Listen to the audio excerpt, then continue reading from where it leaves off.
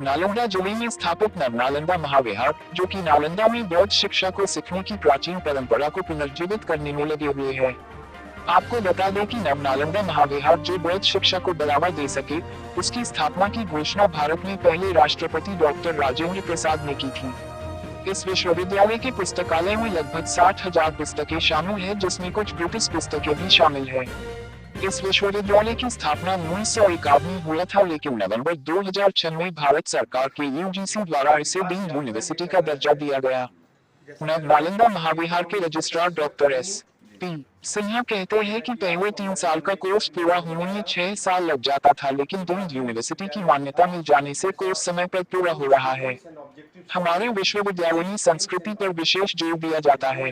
University के उपकुलपति doctor zero Debnath लब कहते हैं कि संस्कृति ही एक ऐसी चीज है जिसका कोई मूल्य नहीं है।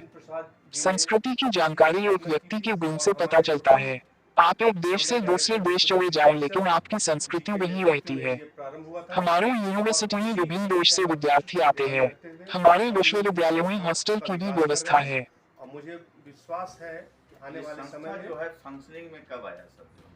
ये 1951 में आया जी, 1951। हाँ, पहले ये बिहार सरकार के अंतर्गत था और फिर 94 में केंद्र सरकार ने इसे HRD के अंतर्गत चला गया। हाँ, और फिर 2006 से ये हम लोग डीम्ड यूनिवर्सिटी का ये हो गया। उससे के बाद क्या हुआ कि हम लोगों की परीक्षाएं, सारी चीज़ें जो हम लोग दूसरी यूनिवर्सिटी के ऊपर डिपेंड करते थे, 3 साल का एग्ज़ाम हम 6 साल में पूरा करने के लिए मजबूर थे।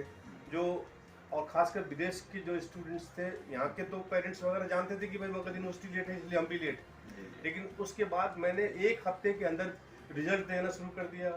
एग्जामिनेशन में मतलब जितनी भी डिलाई ये थी कि साहब एग्जामिनेशन हो जा रहे हैं, रिजल्ट कब निकलेगा इसका कुछ ख्याल नहीं। मैं 1 हफ्ते इंडस्ट्रियल मिनिस्ट्री है, इंडस्ट्री मिनिस्ट्री है, वहाँ को प्रत्यक्ष लगता है कि हम ये निवेश कर रहे हैं, हमको ये रिटर्न मिल रहा है। संस्कृति एक ऐसी चीज़ है जिसका कोई रुपये में वैल्यू नहीं निकाला जा सकता है कि भारतीय संस्कृति का इसका मूल्य इतने रुपए का है। तो संस्कृति एक बहुत ही गहन चीज़ है जो हमारे अंदर के हमारे संस्कारों से परिलक्षित होती है।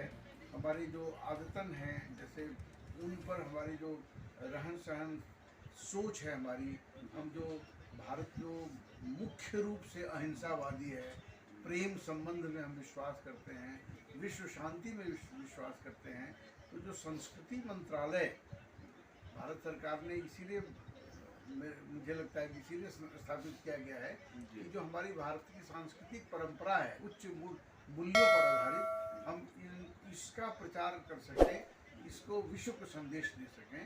तो इस प्रकार से भले ही उसका एक कोई प्रत्यक्ष मॉनेटरी रिटर्न नहीं मिल रहा हो, दिखाई नहीं पड़ता हो, लेकिन इसका बड़ा ही दूरगामी प्रभाव पड़ता है, बहुत ही स्थायी प्रभाव पड़ता है। तो इसलिए